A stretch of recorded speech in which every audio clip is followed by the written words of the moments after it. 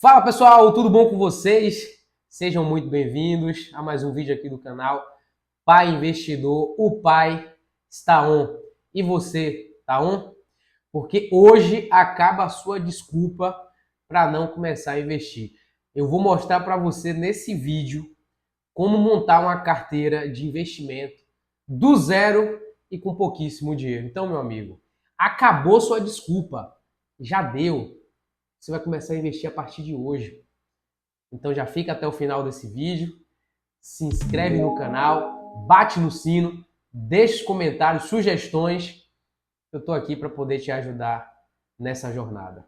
E já aproveita também, me segue lá no Instagram, porque lá é onde eu posto tudo em tempo real. Então se você não quer ficar por fora de nada, me segue lá no Instagram.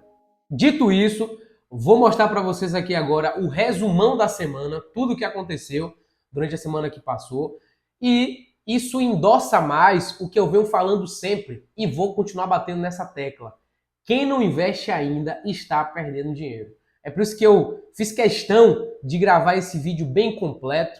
Espero que você assista até o final, porque está bem bacana, bem ilustrado, para que vocês entendam a importância de que é investir. Então eu peguei isso como uma meta de vida, né? Trazer essa consciência para as pessoas que ainda não investem por medo, por não saber, entre outras coisas. Eu estou aqui para ajudar no que for possível. Então, fica até o final desse vídeo, que esse vídeo é para você, tá? Vamos para as notícias da semana. Contas do governo têm déficit de 1,5 bi em março. Tesouro não descarta novas medidas para elevar receitas. Mercado espera déficit fiscal de 77 bilhões em 2024. Então, como vocês podem perceber, está claro que o olhar do mercado, o olhar dos investidores institucionais está temeroso com o futuro do Brasil. Justamente por essa falta de responsabilidade do governo que traz para a gente essa sensação, né, de que a casa está caindo. E com tudo isso pairando no ar, olha só o que está acontecendo com o nosso real. Isso tudo é perda de poder de compra na veia. Real perde para peso argentino e é a segunda moeda que mais desvalorizou no ano. E aqui eu trouxe mais 4 matérias de portais diferentes para você perceber que o sentimento é generalizado. Por isso que eu trouxe matérias de vários portais que aqueles jornais que defendiam esse governo no início já não conseguem esconder mais. E com tudo isso acontecendo, eu fiz uma postagem lá no meu Instagram essa semana explicando o poder da inflação. Só para você ter uma base, nós perdemos de 94, que foi quando foi implantado, né, o Plano Real, até hoje, 2024, 86% do nosso poder de compra. A título de exemplo, supondo que a gente comprasse esse relógio aqui por R$ 100 em 94, hoje nós teríamos que desembolsar algo aproximadamente ali de R$ 730 para comprar esse mesmo relógio. Para você ver o quanto que o nosso real desvalorizou. E com tudo isso acontecendo, não teve jeito. O Banco Central deu uma pausa nos cortes da Selic e estagnou a Selic ali em 10,5% ao ano. Eu postei lá no meu Instagram, inclusive, no dia que saiu aí essa notícia. Por isso, me acompanhe lá no Instagram, tá? Me segue lá. A curva dos juros DI deu um salto. Você percebe aí que nessa seta verde foi há 6 meses atrás e nessa seta vermelha é onde está agora, ou seja, deu um salto absurdo, justamente por conta dessa situação. O dólar fechou em 5,43, com a alta de 1,03 ali na semana, e aí não teve jeito, o nosso Ibovespa despencou. E a gente segue tendo a oportunidade de comprar ativos bons e com preços extremamente atrativos, tá certo? Muito pelo contrário do que as pessoas pensam, quando o Ibovespa cai por um motivo de ruído, tudo bem que realmente a nossa perspectiva econômica é muito ruim. Entretanto, nada é para sempre, né? Então, as melhores compras de ativos que têm uma boa qualidade, uma boa gestão, são perenes, são feitas nesse momento de crise, tá certo? E aqui saiu na matéria o seguinte: valor de mercado negociado das ações do Ibovespa recua 250 bilhões em 2024. Nessa outra matéria, Ibovespa recua puxado por Vale e com fiscal em foco. Aqui eu coloquei para vocês melhores e piores ações do Ibovespa durante essa semana que passou. E aqui o fechamento do Ibovespa no dia 21/6/2024. Eu circulei aí em vermelho, ele chegou a bater ali 119 mil pontos e deu uma respirada aí, né, nos últimos dias, chegando a 121 mil pontos. Então é isso, resumo da semana concluído e agora vamos para o que interessa.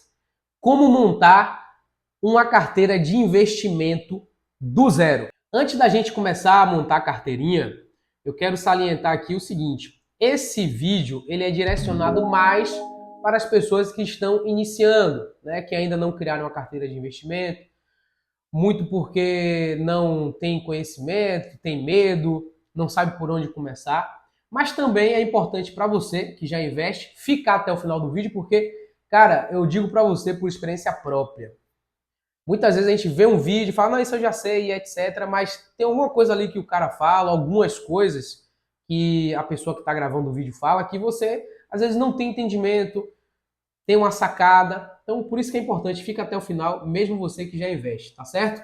Quando você for abrir uma conta em uma corretora, qualquer uma, você vai ter lá um teste para identificar qual é o seu perfil de investidor. Se você é conservador, se você é moderado ou se você é arrojado.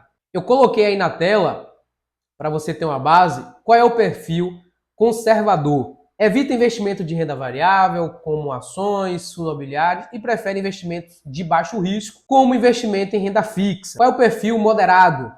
É aquela pessoa que evita correr grandes riscos, mas também está disposto a ter algum tipo de variação, buscando ter um pouco mais de ganho, um retorno um pouco mais expressivo. Já o arrojado, esse cara aí, ele já prefere correr um pouco mais de risco em busca de retornos maiores. São aquelas pessoas que fazem investimento para longo prazo, não tem aquela preocupação em comprometer o seu patrimônio ali no curto prazo.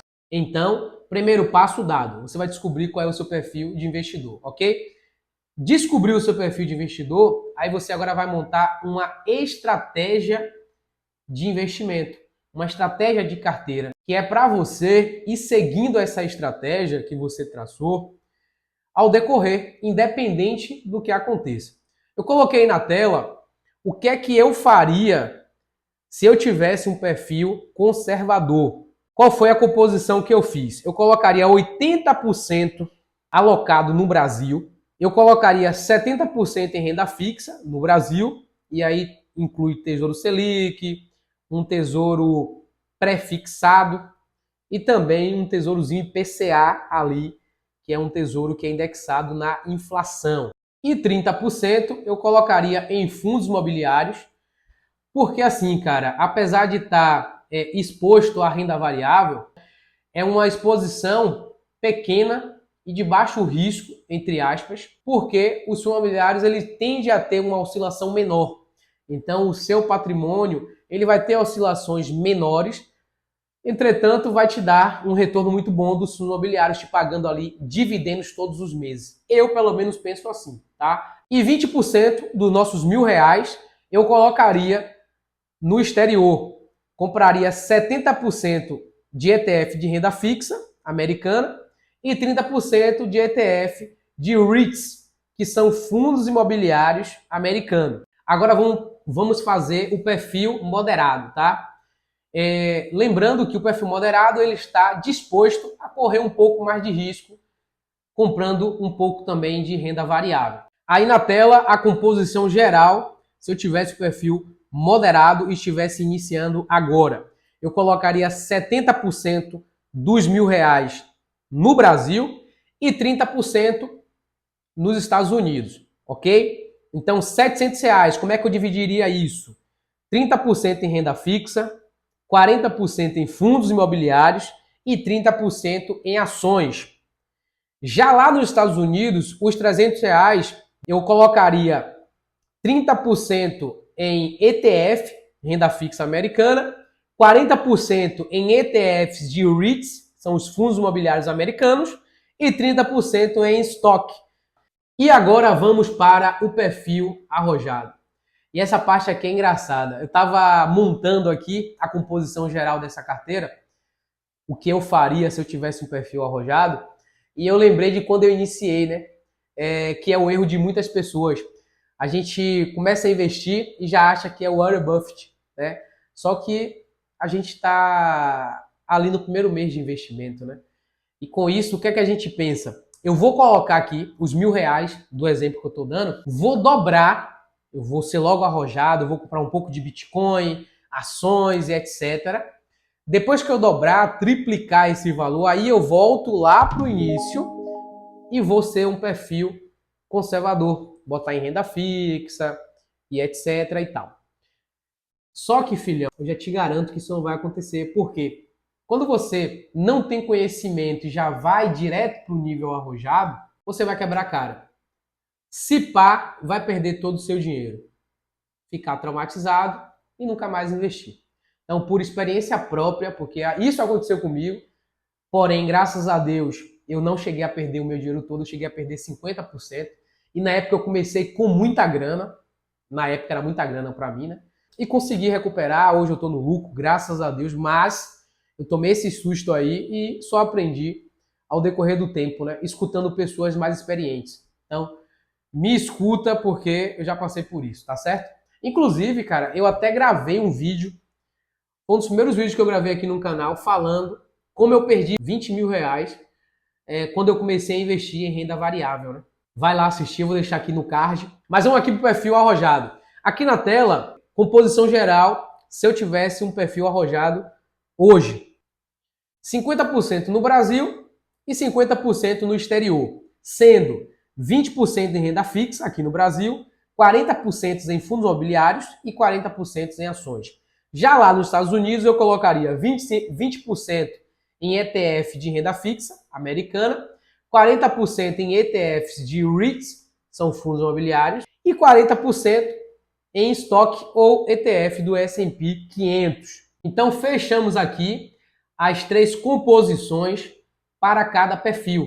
Perfil conservador, perfil moderado e o perfil arrojado. Para facilitar a vida de vocês, eu vou dar aqui 2 opções de exposição no exterior. Porque tem pessoas que falam, eu não quero abrir uma conta lá no exterior, quero ter exposição ao exterior, mas do Brasil. Porque para quem está iniciando agora, eu sei que é complicado, né? Ó, a gente não consegue gravar não, cara. É o tempo todo. Aqui na Bahia, é São João, e aí é isso aqui, o tempo todo. A gente quer trabalhar, produzir, mas isso aí, ó, é pra pu. Aí fica difícil, irmão. Aí fica difícil, né? Me recompondo aqui, então, tem pessoas que preferem se expor ao mercado exterior através da sua corretora no Brasil. Essas opções que eu vou mostrar para vocês é em cima do perfil moderado, tá? Para não ter que fazer 3 exemplos, eu peguei o perfil moderado e vou dar como exemplo para vocês, tá certo? Montando a carteira, opção 1.